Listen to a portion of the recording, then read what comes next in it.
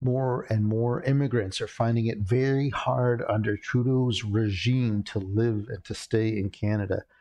This is an example of someone that came from China to Eastern Canada and Halifax, and they were talking about how much more expensive it has become under Trudeau.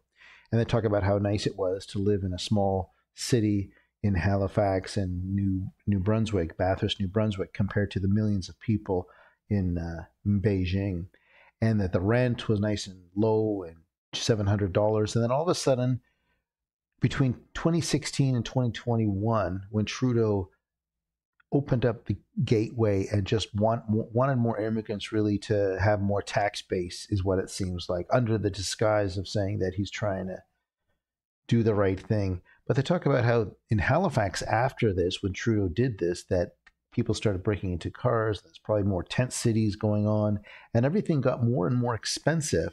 And they say in there too that 70% of their salary started going towards the rent and utilities. And eventually, after 8 years in Canada, they gave up and went back to China because it was better than living in Canada.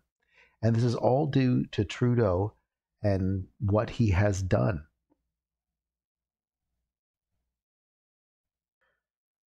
And even where I am living too, I do see a lot more homeless people, and I'm not in downtown Toronto all the time, but I do see it a lot more where it shouldn't be. And people standing at the corner when you stop at a red light, and these people walking up and down with signs. And, usually this stuff only happened in downtown Toronto, but now I've seen a lot of other places where it shouldn't be, and even the tent cities as well. And I don't know, there must be some logic to this to say if there's enough people in poverty, and Trudeau saying that he lifted 2 million people out of poverty when food banks are increasing the number of people. Like, there's all this disconnect that I don't know if people are lying to Trudeau on purpose, or he hangs around people to just tell him lies or to boost his ego, stroke his ego, and not tell him the truth, or he doesn't care about facts that hurt him. Like, I'm not sure which one it is, but there's always a disconnect of what reality is in the facts and what Trudeau says.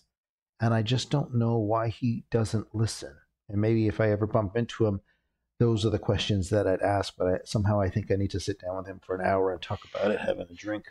Anyway, thanks for watching. Best of goodbyes, and I'll see you in the next video. Thanks.